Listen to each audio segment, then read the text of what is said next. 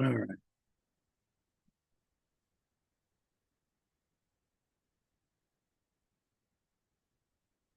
Ready? Ready. All right. Three, two. Hey, everybody. Welcome back to The Complete Game. I'm your host, Kurt Schilling, along with my son, Garrick. What's going on, What's up, everybody? Garrick? Happy Easter, my buddy. Happy Easter. Happy Easter to all of you as well. This is episode 6 as we work to on the format and go through these things. A lot of commentary around the fact people weren't all that enthused about giving a rundown of all the scores. So we're kind of playing it as we go. We'll talk about some games, scores, games that jump out at us, and then we'll go into other stuff that happened during the day. We're going to start today with a 24-2 trouncing of the Orioles by the Reds. 24-2. Um, the Cincinnati Reds 8 and 9 hitters. Was it Marte and Linz? Went 11 for 14, 13 RBIs, 5 runs, 2 doubles, 2 home runs.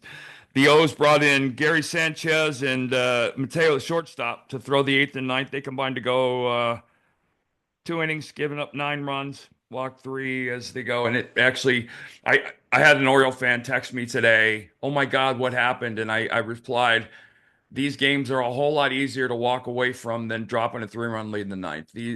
It's not a big deal in that sense. The big deal coming out of that game for me is Charlie Morton. He's 0-5 with an ERA over 10. Um, I had 1 month of my career that I'll never forget where I was that bad, but they need Kyle Bradish back. I think Morton becomes expendable, goes to the pen, or becomes a long man, or whatever they might do. But Charlie's struggling right now, and he's on the back nine of his career anyway. Still has good stuff. It's just, I can tell you, being in that situation, there is nothing worse for a major league pitcher than to be on the mound and not want to throw a pitch because you feel like if I throw a strike, it's going to be a double. And he's probably in that mode right now. He needs the calendar to change and May to get here because that's a month. I guarantee you, given his career, I would make a very comfortable bet. That's probably the worst. This is the worst stretch of his entire career. And it's happening when Baltimore's trying to find their legs in April. You never like that stuff to happen any time, but they've been back and forth, but I don't worry about long-term effects. Like I said, the biggest news for me there is that Brad Morton's 0-5 with almost an 11 ERA, and that's not like a 1 or 2 game thing. That's 5 games of giving up more than a run an inning as a starter. So, um, and then in Atlanta, we had you and I had talked, and we had mentioned. Ronald Acuna, who's trying to come back from an injury, a Hall of Fame level talent, a guy who a couple years ago was benched for not running a ball out. Apparently, Jared Kelnick did the same thing the other day, and the media, being the people they are, reached out to Acuna to get a comment.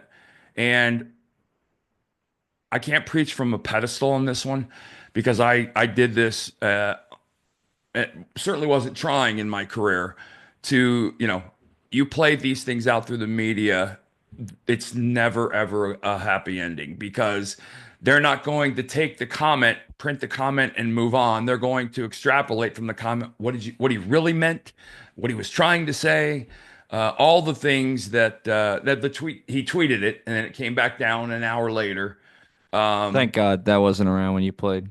Oh yeah, no, no, no. Social media, I would have not had a career with social media, because I, I, I answered questions and I answered them honestly, and that doesn't get you a lot of places in today's game, unfortunately, because most of the members of listen, the beat writers are a gaggle of, I don't know, let's say in Colorado there's three, and in Boston there's 11.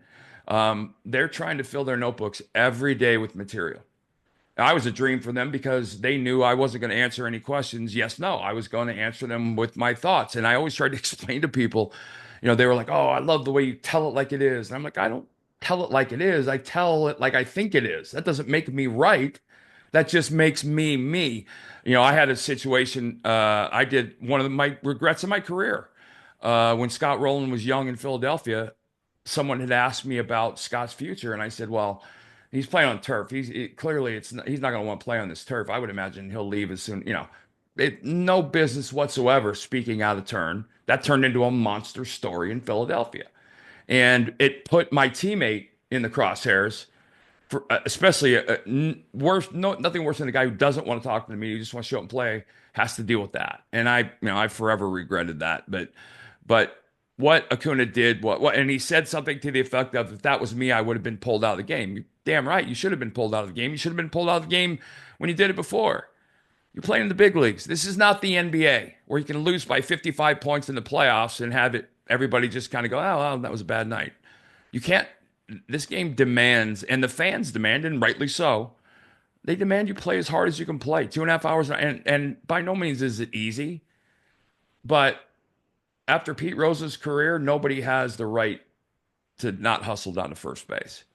And for a guy like Ronald Acuña, and I remember, I'll give you another name, Bobby Cox and Andrew Jones. Andrew did this early in his career. I'll never forget this either. He was on the Japan team in 1998. We had the All-Star team, and I was on the Major League Baseball All-Star team. And he got pulled. Coxie pulled him in the middle of a game for not running a ball out. Didn't say anything. And I remember talking to Andrew. I sat next to him on the flight over to Japan, and I asked him about it. And first of all, an amazing young man, should be a Hall of Famer, best center fielder I think that ever played the game.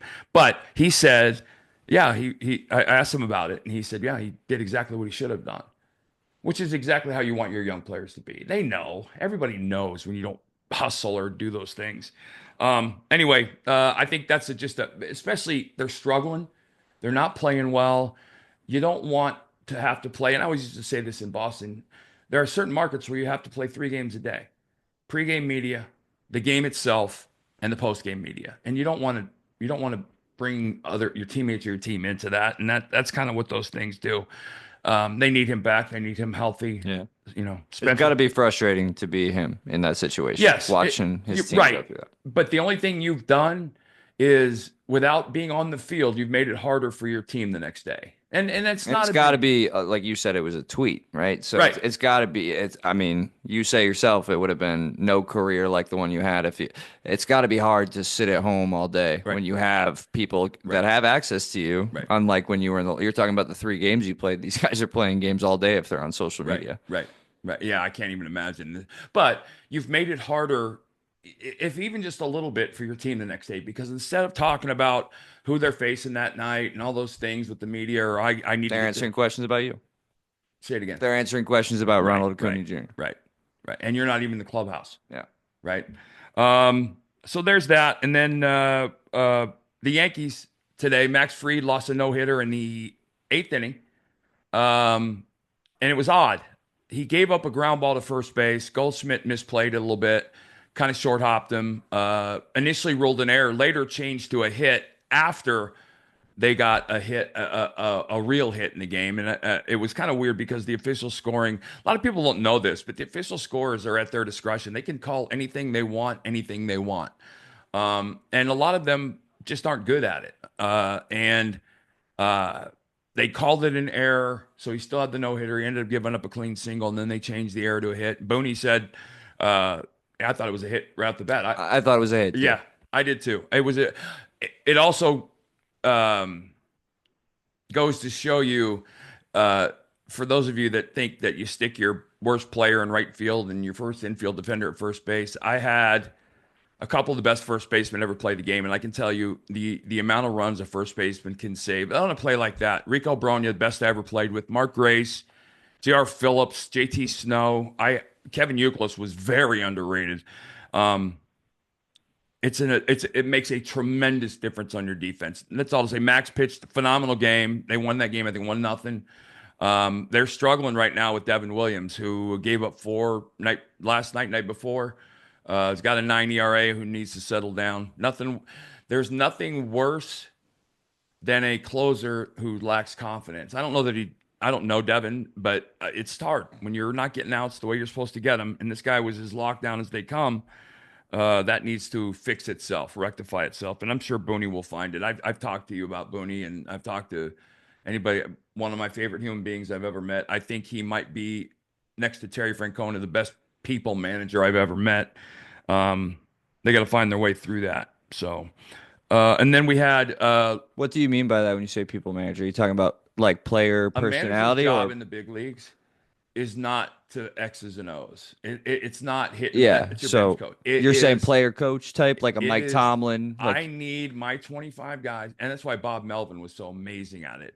I need my 25 guys to accept their role happily, and you do that with communication, right? Terry would always say in spring training, "Don't ask me a question you don't want an answer to." Because I'm going to tell you the truth, and you might not like the truth. And I think Booney's very much that way, very honest.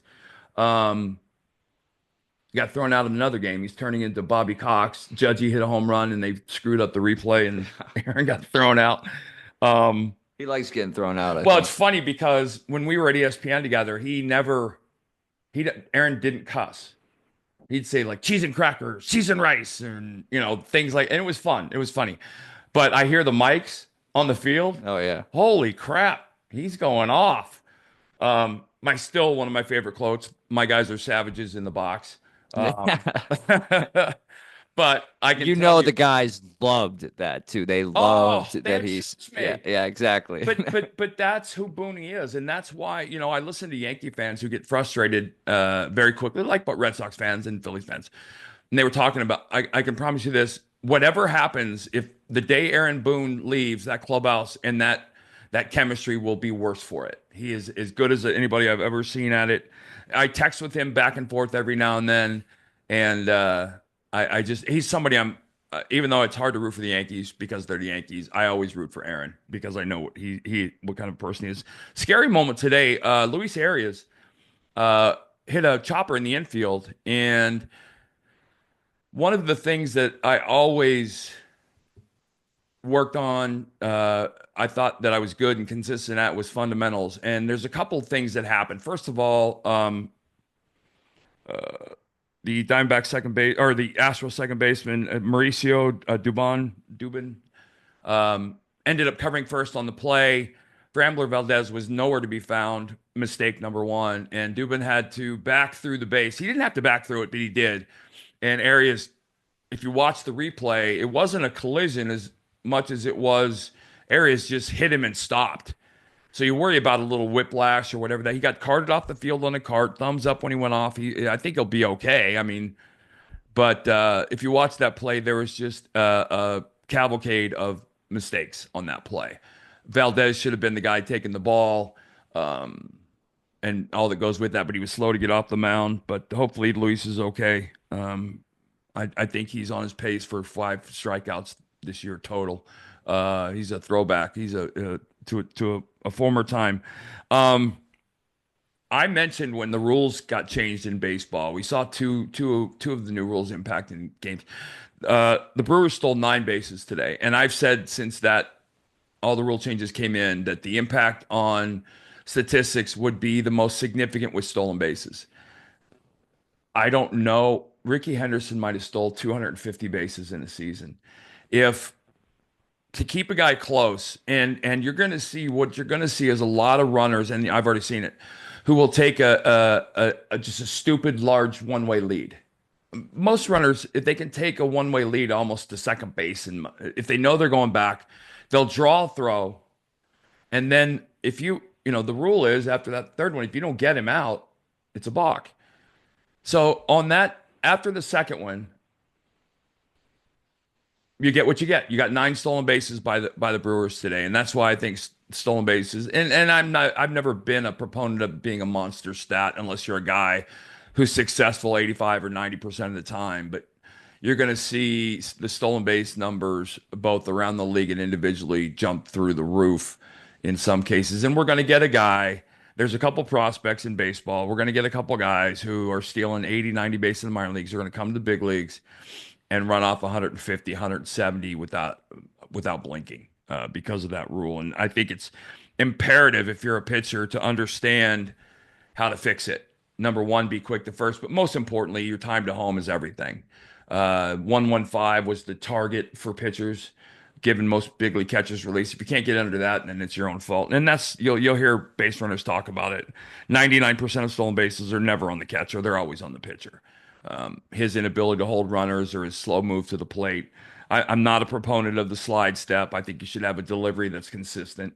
Maddox didn't care. Greg Maddox was slow to the plate. Everybody stole off of him, but he didn't care because he knew he wasn't going to give up a hit to let the run in. He wasn't going to walk people, and that was always befuddling to me. I think it hurt him in the postseason, but as a big league pitcher, you got to know. The other rule, the extra inning rule. We had, and here's where we had 4 extra inning games today, right? And you said the away team. So we had 4 extra inning games be decided by runs scored in the top of the 10th. The Guardians and Pirates. The Guardians won 5-4 as the away team. D-backs, Cubs, Diamondbacks won 3-2 as the away team. Marlins, Phillies. Marlins won 7-5 as the away team. And Royals and Tigers. Royals won 4-3 as the away team. Every single team scored in the top of the 10th. Yeah. So this runaround, I think it's stupid. I've always thought it was stupid. The games got over in the 10th, though, which is what 2 of them had the corresponding team score to respond with that guy on second. So the rule is made to make these games end faster, but in most cases, at least 50% of the games today, they ended up just having another full inning as a tie game, which the rule is stupid, but I get it, and it's had the compounded effect they intended to have. Here's where, as a baseball fan, I think that it translates. When you talk about bullpens and closers, and a lot of teams have tried this bullpen by committee, or bringing my Josh Hader in the most high leverage situation, which sometimes is the 7th inning, right? In a tight game, you bring that guy in the high leverage situation, 7th inning, you need that shutdown guy in the 10th. That's why these bullpens are so full. There's very few, if any, now, especially with the 3-batter minimum. There aren't any mop-up guys anymore. Lefty specialists. Well, you're right. There aren't any mop-up guys. Your lefty specialist still has to get righties out. Yeah. It's why you've seen, I think, a significant surge in the right, left lineups because of that 3-batter rule. It was always a thing, but I think it's become an even bigger thing now. But what this does is it puts an emphasis on those 7 to 8 guys in your bullpen, all of them being able to shut down an offense with a runner in scoring position, nobody out, which means you need to be swing and miss, which in today's terms, that translates to baseball as velocity, which it shouldn't, but I get it.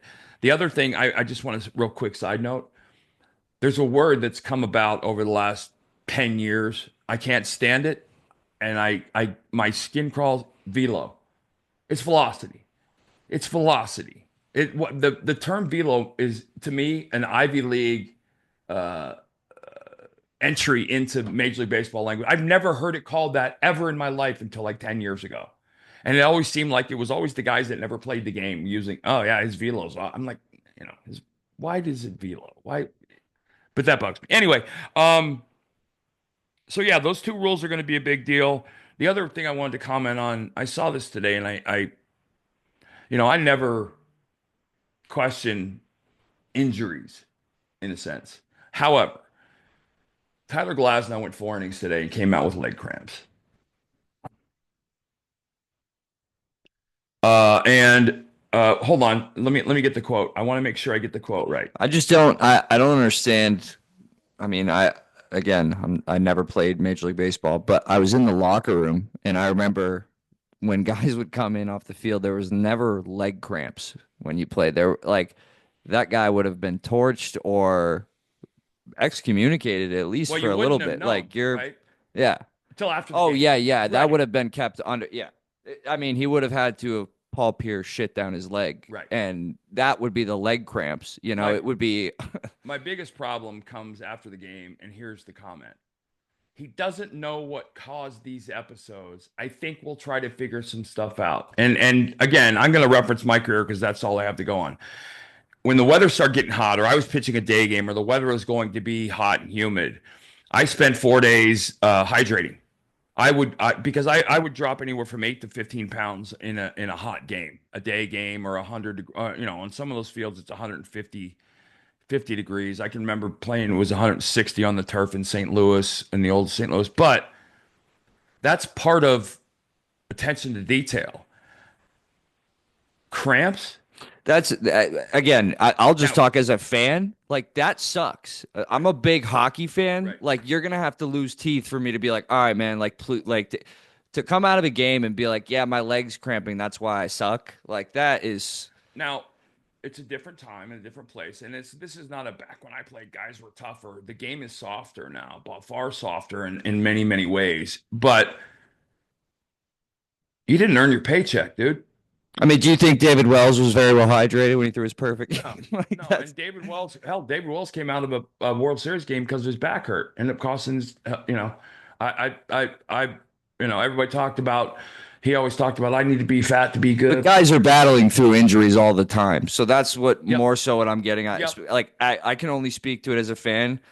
If I love like whoever it is, if you're leaving my team for an extended period of time for leg cramps to figure this like you're either covering something up like you're saying like I right, would hope it's shit down the leg and we're just going to say it's right, leg cramps right. for now, but yeah, when you're not playing well and we're I going to just try have and a figure that stuff out. and again, I don't know Tyler at all. I've always loved. I think he has one of the most electric. He reminds me a little bit of AJ Burnett when I played. His arm is just electric, and he's to me always been on the cusp of being something very special. But that can't happen.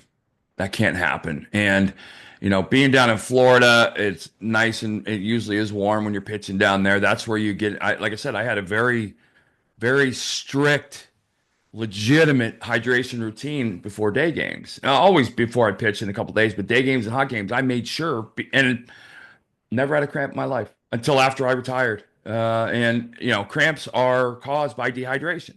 Now, if this was a cramp in his arm or something else, then you'd be frustrated. But the fact of the matter is, you're talking about a guy who had major arm surgery. You don't want him out there altering his mechanics and all the things that go with that. I get it; they took him out, but like I said, I that to me is that should never happen, and if it happens, it should never ever happen again. Um, but yeah, a little frustrated to see that. So hopefully he should be fine back for his next start. Yada yada. But again, that's not something that should ever uh, be a part of it. Um, and you cost your bullpen. You might be in you cost other players innings and all the things that go with that. You got a guy coming out of bullpen who's coming out of bullpen cold. Nobody's down there thinking it.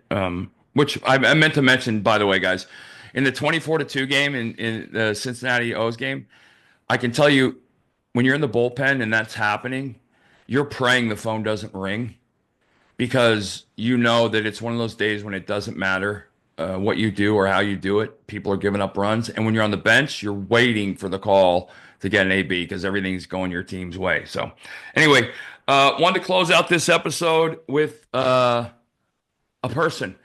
And I'm going to rattle off some names and then it'll make sense in the end. Mike McQuaid, Walt McConnell, Dave Zoll, Kurt Skinner, Gary Alms, Bill Hatcher, Dave Dangler. Nobody here except those guys has probably ever heard of those names. But without every one of those names, I don't think I would have made the big leagues. That's three of my little league coaches, four of my little league coaches, high school coaches, and my junior college coach, Dave Dangler. One of the things I hope comes from this podcast is that people in a position to influence young athletes' lives understand the power of that position in a positive way. Every one of those men, I had little league coaches, Mike McQuaid, who was a dear friend and passed away of COVID. Walt McConnell, who's still a dear friend of mine. Dave Zoll, who was the first coach when I was 13, 14, that ever took me aside and said, look, you got to do things differently. And he used to keep me after Arizona, 130 degrees out, Little League. We played on dirt fields. He would keep me after the game to do pickups and all these. And I initially hated him for it, but he explained why. And he was the first guy to ever make me realize, and I'll be forever grateful. Kurt Skinner, Gary Alms, Bill Hatcher, Shadow Mountain High School coaches, all guys who had an impact, influence on me. Kurt Skinner was the first person to ever physically assault me as a player. My junior in high school when I was on the JV team, and I deserved it. And Kurt Skinner was 5'6", but he picked me up off the ground and threatened to break me in half if I ever did what I did again. And Dave Dangler, who was my junior college coach, and Dave Dangler again is still a dear friend. He's the man. Even though I was still an idiot when I got drafted and did dumb things, he was the man to make me finally realize that it was all real. And he called me into his office one day, and I was being an idiot, and he said, you need to understand something. From here on out, you're pitching for dollars. And he went on to explain everything, and it made sense. I didn't listen right away, but I'll be forever grateful for all of those men. And to you coaches out there, we said this, I think, a couple episodes ago. The impact you have on your players' lives when they come back to see you later, and they make an effort to come back and see you later. And they make an effort to reach out to you at different times in their lives because they've recognized the influence that you had on them. For the most part, none of you are coaching future big league players, but every one of you is coaching future men or future women, and teaching them responsibility, accountability, doing their job, doing their role, fundamentals, how to be a teammate, how to be a great teammate, respect of the game, respect of all that stuff. Those are the things that is far more important for you to teach than how to get a runner out in the pickle. Um, because most of your athletes, almost all of your athletes are done playing after high school, if not before. And the ones that aren't, you recognize, and you do and get them the help they can get, and you go from there. But all of those men, I'm going to say them again: Mike McQuaid, Walt McConnell, Dave Zoll, Kurt Skinner, Gary Alms, Bill Hatcher, and Dave Dangler. And I know I might have left somebody off here, but all those young men, all those men, um, were enormously influential before I got drafted, before I was a big leaguer. And a lot of the things that they told me carried on. And when I coached Gehrig and I coached my daughter. Um, I tried as hard as I could to impart that. I think, I still talk to a lot of the ladies that were on my daughter's team. Gehrig is still friends with most of the guys he played with, and I still talk to them. Um, but, and obviously I had a little different sway than other coaches. I had the experience of 22 years in the big leagues behind me. So when I talked, I felt like I had a very powerful podium and a position, and wanted to make sure that these young men and young women walked away feeling better about themselves, walking them through mistakes. And when you're coaching teenagers, you're coaching them at probably the most difficult and challenging parts of their lives. And you need to be somebody they can come to, and you need to understand, when you're coaching and managing, they're yours, not their parents. Parents need to shut up and sit down and watch. They can coach all they want at home, but when you have your kids, young men and women on the field, they need to understand what it means to work for somebody else. So, And wanted to your mention that. last coach, Tito, still doing it, 24-2 in that win today. So Yeah, Terry Francona. He'll be on my list of guys. we'll have to do a full. Oh yeah, He'll yeah. deserve a full I'll end. get him to come on the show. Okay. But again, Aaron Boone. He is as good a people. His I look forward to his preseason speech in spring training every year. He said the same things every single year. He would throw down a pamphlet of like one paper, like a sticky note. He goes, "Here's my team rules," and it was just kind of laugh funny, ha ha, okay. But he demanded. If you ever hear the term baseball lifer, that's Terry Francona. His whole life has been spent in the game and around the game. I'm surprised he's back, because I remember Terry was on his deathbed in the early 2000s. Literally was almost read his last rites. He was so sick. And physically, he's a mess. When you go into Terry's office during the season, he was always laying on the floor with his feet propped up, and that's how he had half his meetings, because his back was bad. He's had both knees replaced, I think both hips or whatever. But what a special, special human being. Baseball guy. Yeah. And like one of the dirtiest, filthiest human beings. We'll get to it. We'll get to it. Tito is just filthy. Not in a bad way, but in a gross way. In the way you want. Yeah. So anyway, that does it for episode 6. We'll catch you guys Tuesday evening for episode 7. You guys have a great week. God bless. Happy Easter. Happy Easter. And we will catch you then. See, I can't tell if that's a good show. Well, I mean, I don't really know either. We'll Right. find that out